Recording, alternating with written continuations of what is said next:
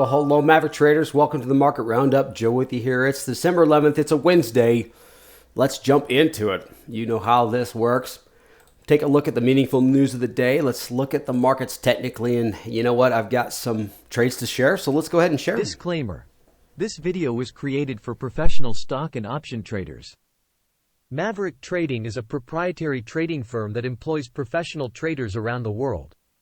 Our traders trade firm capital and keep 70 to 80% of profits they generate. All trades and analysis in this video are for professional traders only. If you are interested in becoming a professional trader for Maverick, click the apply button in the video description. Let's break down what happened today. Moving into the market analysis, folks, we had actually another bullish surge. I think sentiment stayed bullish. It's remained that way. However, we didn't get too much participation in the Dow itself. So let's just jump into it. So daily news-wise, strong push in the NASDAQ and the S&P. We're breaking into new levels, high base breakouts, ascending triangles, all sorts of great stuff. We discussed this over the last few weeks, and it is continuing. We did have a little bit of a lag in the Dow. A couple things with that. We do have some news going on when it comes to United Healthcare. The Dow is pretty heavy on the healthcare side, real estate side, industrials, and energy. So that's kind of what kept it lagging. We'll check how we finished here in a second. So the CPI was in line with expectations, showing a small uptick. Now that uptick was expected. If you guys remember last week, Powell came out and said that, hey, you know what? The job market and inflation's a little stronger than expected, but it's in lines with what we like. We're on track when it comes to our rate cuts. So when the expectations was a 0.3%, and it came in line, it just got the markets, I believe, excited that there's going to be a rate cut coming up. I believe that's Wednesday, the 18th of this month. So I think the markets kind of reacted to that. They're right in line. That soft landing looks to be pretty good so far. So how do we finish? So the Dow, 0.22% down, about 100 points. The S&P and the Qs, a good surge to the upside, 1.77% on the Qs and shy of a 1% on the S&P. Russell's up 0.5%. Good surge to the upside. Sentiment remains bullish. We're right on track when it comes to the charting aspect of things. Oil and gold also had a little of a move to the upside. What I noticed, folks, in oil is, if you take a look at the chart, folks, on oil day to day, it was due for a bounce. 2.5% is pretty impressive. Now gold actually up at 1.25%. Seeing that the dollar is in track, we're going to reduce interest rates when it comes to U.S. dollar. Right on track with what the Fed wants to do. Understand that when the Fed starts to cut rates, it's not just one and done. It's over a subsequent matter of time. So I think gold is anticipating a little bit more weakness in the dollar. The difference between oil and gold, if you take a look at the daily charts, gold looks like it's having an oversold bounce on a downtrend. Gold, on the other hand, looks like a little bit more of an emergence. We're kind of an ascending triangle off of the bottom. My 2 cents. All right, let's get into the advanced decline line. 57% advancing, 39% declining. Definitely glass half full. I truly think the biggest weight was definitely the Dow. Very, very heavily news driven, unfortunately, in healthcare, with unfortunate events carrying over and spilling over. How do we do with the below the 50-day moving average? 61.39. So we're still at that 60-40 threshold when it comes to outperforming versus underperforming. So let's get into our charts, and I just like to see a chart that kind of confirms what we're looking for, and then it does what it's supposed to. It's very rare this happens sometimes. So let's take a look at some of these levels. A little bit of a consolidation at a previous resistance after all the hoopla was done, right? Now here we are setting up new highs, and we do have this ascending lows.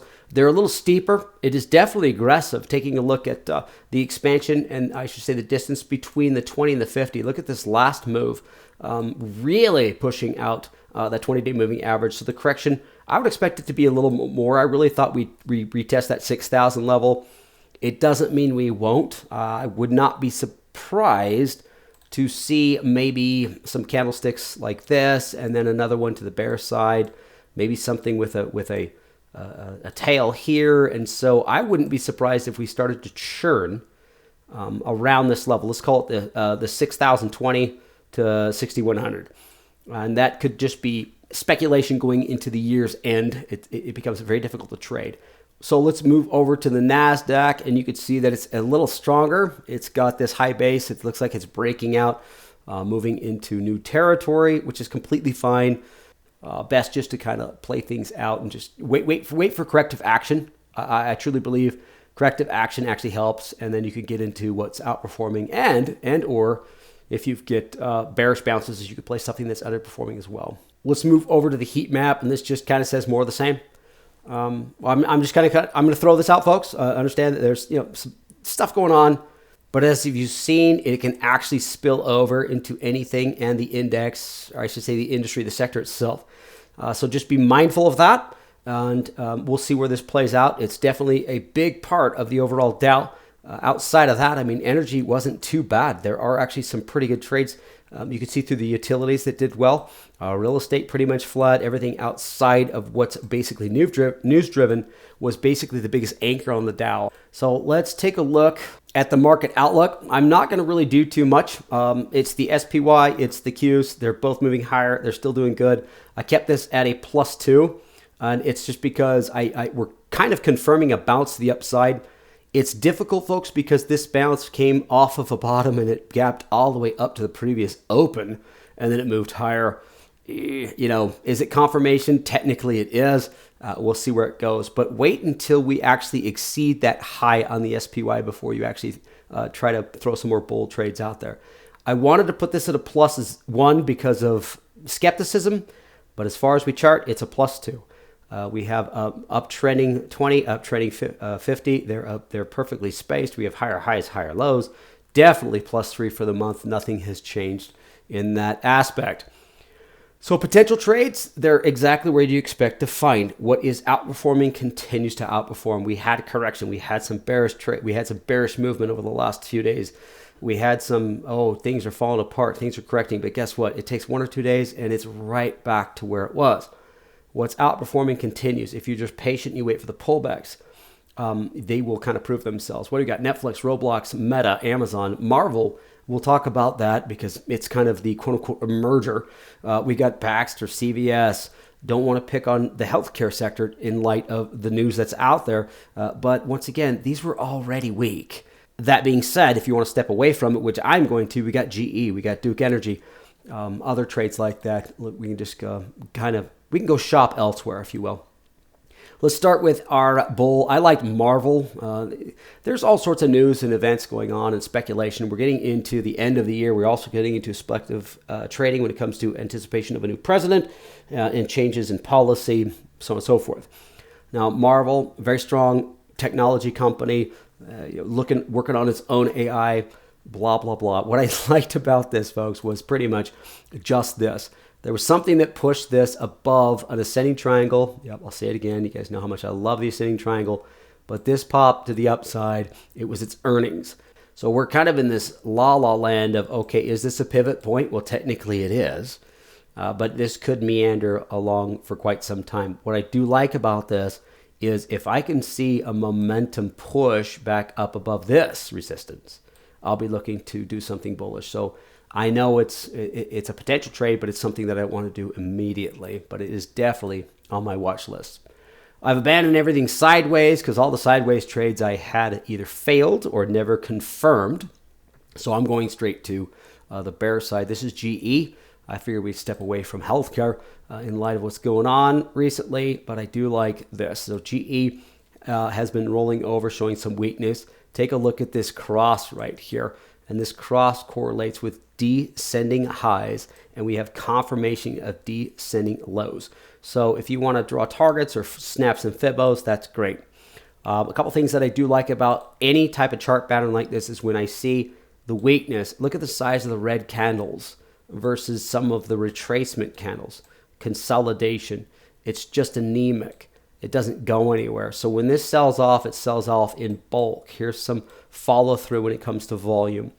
I'm not trying to project anything, but the probability state that, hey, we're already below this level.